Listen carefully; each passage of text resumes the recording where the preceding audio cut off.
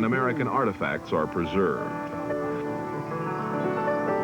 Mackinac Island is now a quaint summer resort which retains much of its early charm. Bicycles and other non-motorized conveyances are used to get around. No automobiles are allowed.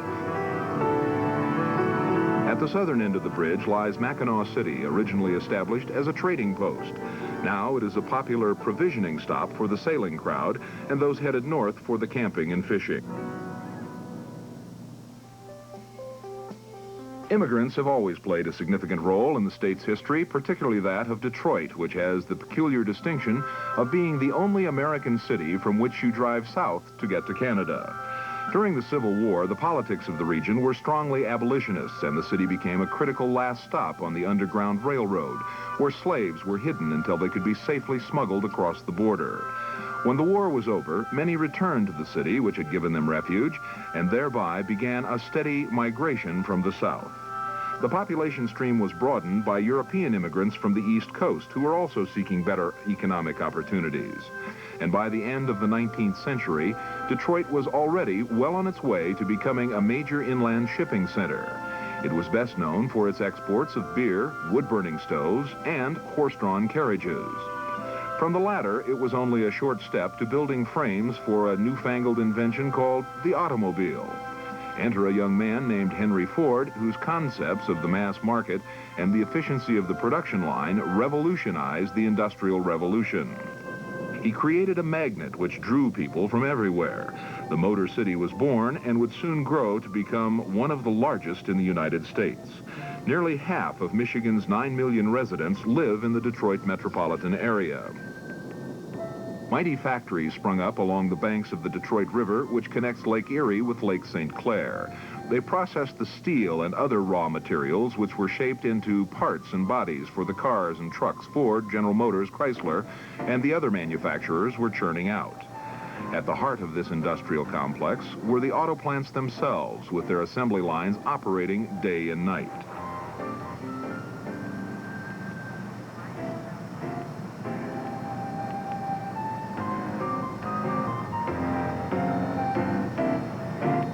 The Ford estate, called Fairlane in suburban Dearborn, offers a glimpse of some of the enormous wealth the auto industry spawned.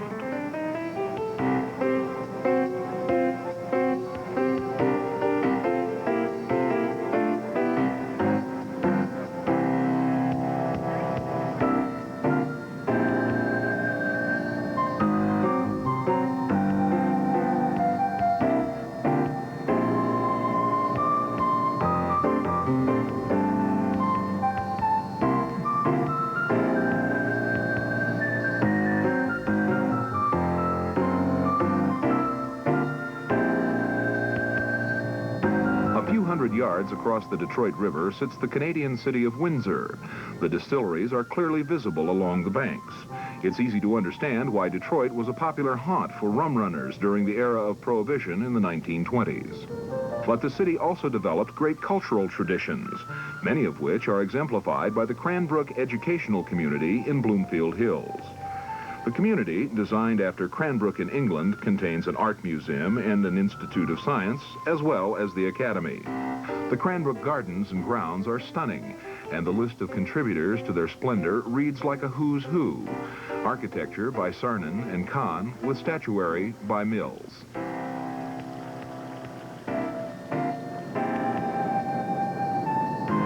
Theater, opera, the dance, and music all flourish in Detroit.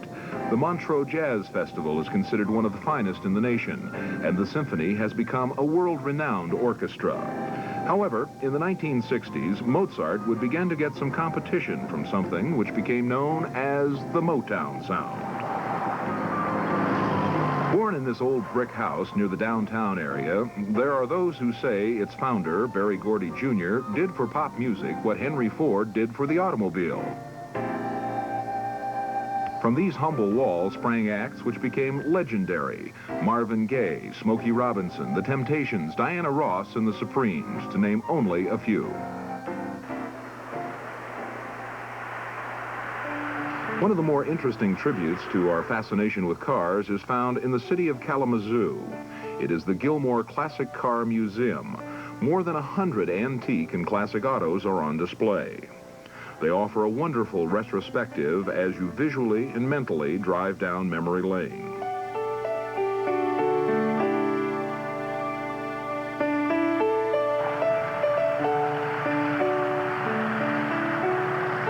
Not far from this impressive collection of ground transportation, its aerial counterpart is honored in the Kalamazoo Aviation History Museum. The facility is also the site of the Guadalcanal Campaign Veterans Museum, and the displays include more than 20 very rare World War II aircraft, most of which still fly.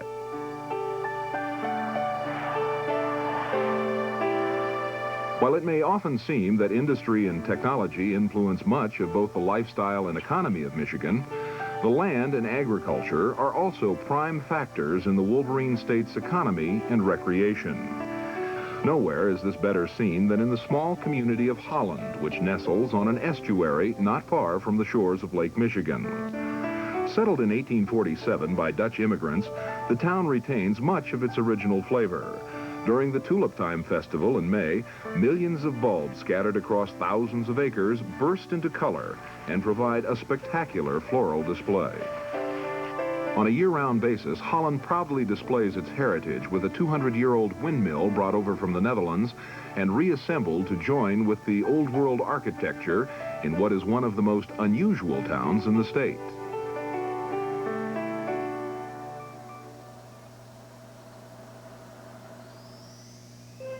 Directly to the south and east of Michigan lies Ohio, the Buckeye State. Now, for those who have always wondered, this is just as good a time as any to explain just exactly what a buckeye is. It is a tree found in abundance in the region, which produces hard brown pods, which to many look suspiciously like a horse chestnut, to which it is closely related. In the early 1800s, Ohio's economy was based on self-sufficiency. The pioneers lived off the fertile land and produced crops to consume and barter. Back in those days, the residents depended heavily on natural waterways and a system of man-made canals to get their goods and produce to market. The Ohio and Erie Canal between Cleveland in the north and Portsmouth on the south was one of the most famous. Remnants of the canal can still be seen in the Cuyahoga Valley National Recreation Area. This 33,000-acre park runs along a 22-mile section of the Cuyahoga River between Cleveland and Akron. Sculpted by glaciers, streams, and the persistent forces of weather, the valley landscape offers an enchanting diversity of river floodplains, steep and gentle valley walls, forests, ravines, and upland plateaus.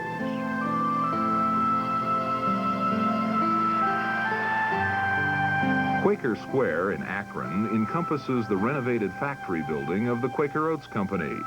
The refurbished structures, which produced oatmeal cereal and other products from the late 1900s until 1970, now feature a variety of restaurants and specialty shops. In addition to the history of one of America's most recognizable breakfast foods, the square is adorned with hand-carved wall murals, artifacts, and a considerable collection of railroad memorabilia.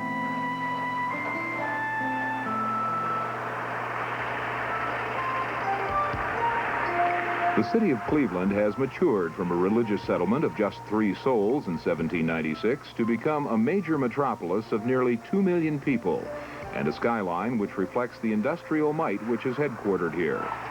The city is also home to the renowned Cleveland Symphony Orchestra, the Cleveland Clinic, which administers some of the world's most advanced medical treatments, and the respected Cleveland Museum of Art and the Western Reserve Historical Society. The Historical Society maintains a variety of facilities, including an auto aviation museum, historical museum, and library. Also on Wade Oval is the Cleveland Museum of Natural History. The dramatic displays interpret not only the natural history of the region, but the history of mankind as well. They include armored fish and sharks found in Ohio shales, as well as a 70-foot dinosaur. Not far from Cleveland, in the northeastern suburb of Aurora, you will find another unusual zoological site. Killer whales and dolphins frolicking far from the nearest ocean.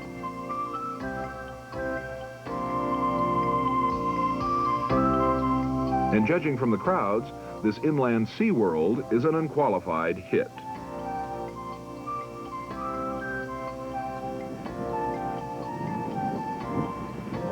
Not far south of Aurora is the city of Canton, once famous for its vacuum cleaners and as the home of President William McKinley.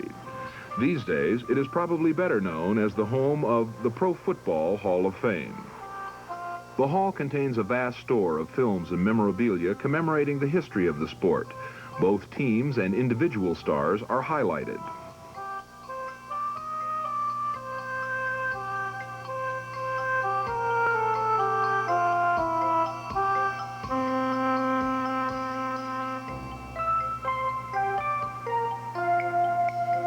As you continue southwest toward the center of the state, you will come to the small town of Dover. Located here is one of the more unusual and charming exhibitions you are ever likely to find. It is simply called Warther's Museum. It is a place where art and industry are joined. It is also the home of Ernest Mooney Warther, a one-time Dover steel mill worker turned master woodcarver. The mill where he was first employed is dutifully preserved in one of his carvings. But Warther's real passion was trains. The exhibit features several working locomotive models intricately hand-carved in wood and ivory and trimmed in ebony and pearl. They trace the evolution of steam power from 250 BC to the latest Union Pacific model.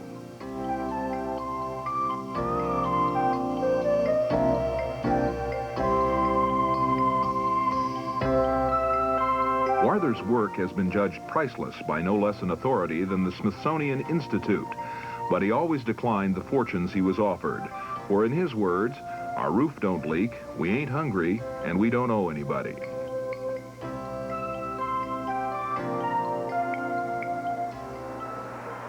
The humorist author James Thurber once said of his hometown, "Columbus is a place where almost anything is likely to happen, and in which almost everything has." He would not be surprised to find the city on the cutting edge of scientific and technological progress. COSI, the Ohio Center of Science and Industry, bears witness to the growing prominence of Columbus in this area. The center contains a broad array of science, space, history, industry, and health exhibits.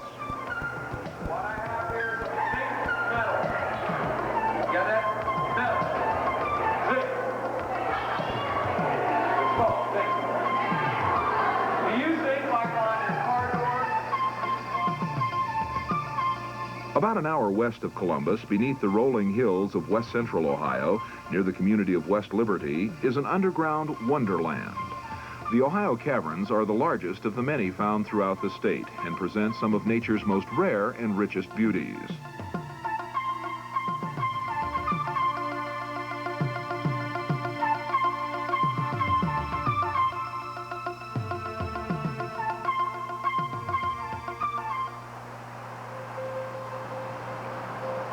Not far south of the caverns, on Interstate 70, is the city of Dayton. From the very beginning, Dayton has always been a very progressive place. Orville and Wilbur Wright may have made the first manned airplane flight in North Carolina, but it was Dayton they called home. Even today, aviation is one of the major focal points of the city, with Wright-Patterson Air Force Base and the U.S. Air Force Museum. Exhibits include the Apollo series space capsules, atomic bomb-related items, and a depiction of the history of aviation, beginning with the flight at Kitty Hawk. There are about 150 aircraft on display, including the only remaining B-70, the aircraft used by Presidents Truman and Eisenhower. It's just a short hop from Dayton to Cincinnati, about an hour's drive down Interstate 91. And along the way, you'll find one of the largest family entertainment centers in the country, Kings Island. The park is divided into 7 thematic areas, ranging from International Street to the Waterworks to Hanna-Barbera Land.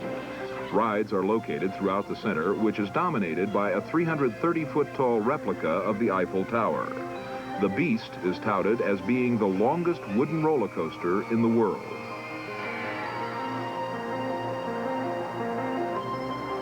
Kings Island lies on the outskirts of Cincinnati, complimented by Winston Churchill as the most beautiful of America's inland cities. Sitting on the banks of the Ohio River, downtown Cincinnati lies in a basin surrounded by a group of hills. Many have compared it to San Francisco. The river's waters have not only contributed to its beauty, but to its prosperity. In the early 1800s, it was connected by steamboat to New Orleans and the Gulf, and by the Miami and Erie Canal to the rest of Ohio. It became a natural place to process and prepare goods and commodities to send to market, and the city grew by leaps and bounds. In 1850, it was the world's largest pork packing center, a status which brought it the nickname Porkopolis. Later, Cincinnati would become known as a major site for the manufacture of soap. Today, the city still boasts a large number of corporate headquarters, and the riverfront has been turned into an urban playground.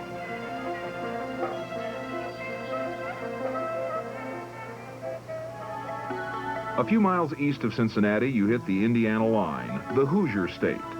No one's exactly sure what the word means or how the nickname originated, but there are those who believe it came from the greeting early settlers used when distant neighbors came a-callin' after a long day's work on the farm. At the sound of an approaching horse or wagon in the evening gloom, they would call out, "Who's here?" As time went by and accents blended, it began to sound more and more like, "Who's here?" You can make up your own story if you wish, and it is likely to be just as valid.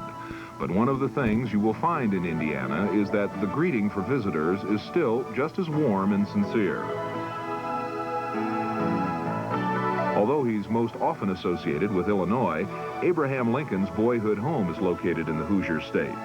The Lincoln Museum is found in Fort Wayne.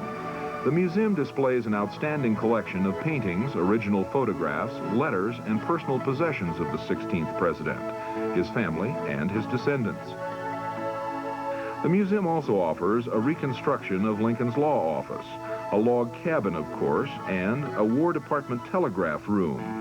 Other subjects addressed are the frontier movement and various issues of Lincoln's time.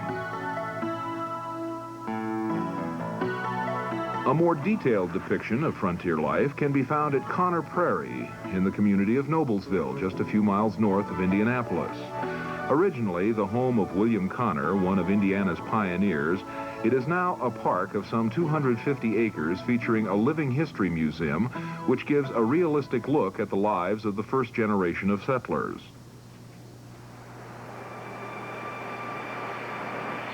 Indianapolis is the largest U.S. city without a navigable waterway, but nevertheless, it is a major transportation hub. Several interstate highways converge here, and it is headquarters for numerous trucking companies.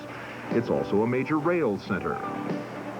Union Station in the downtown area in the late 19th century served some 200 trains a day. It was the first station in the country to house 3 separate railroad companies under one roof. It began the Union Station concept, which eventually was copied in nearly every major American city. Today, the refurbished Romanesque Revival-style structure is still a working train station, but it is also much, much more. Inside are nearly 70 shops and specialty stores with several restaurants and nightclubs. It's an interesting blend of transportation and commerce.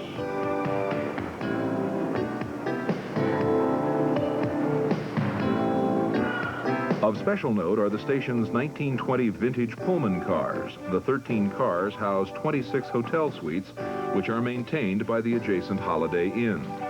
They are, as you might imagine, extremely popular, and reservations should be made well in advance.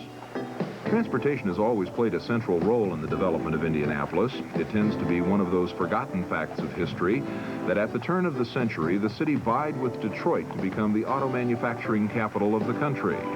The first Indy 500 auto race was held in 1911, and it has grown each Memorial Day to become the largest single-day sporting event in the world.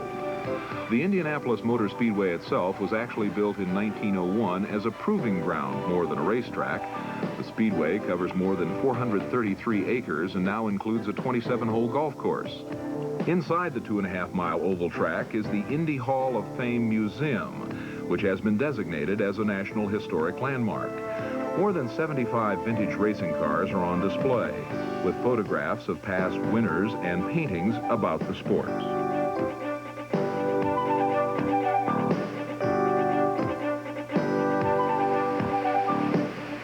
The Indianapolis Museum of Art is also on its way to becoming one of the better known in the country. Works displayed range from 4,000-year-old pottery to contemporary masterpieces, covering a wide spectrum of cultural styles and influences. As you move north from Indianapolis, you get a clear view of the role agriculture still plays in the life of the state. Although it only ranks 38th in terms of area, it is at or near the top in the production of several commodities. And the lake, which provides the means to get those goods to market, also provides a myriad of recreational opportunities.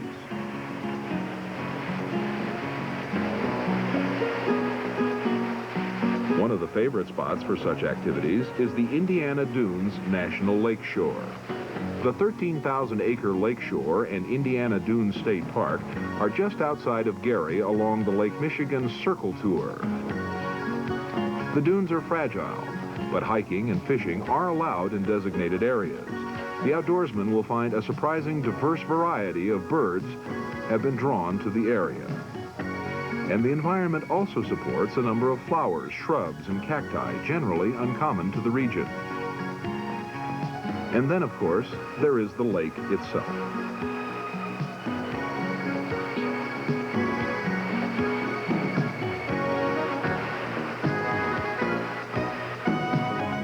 We hope you have enjoyed your video tour through Indiana, Ohio, and Michigan, and that it has inspired you to plan your own Great Lakes adventure. After all, the best journey is the one you take yourself.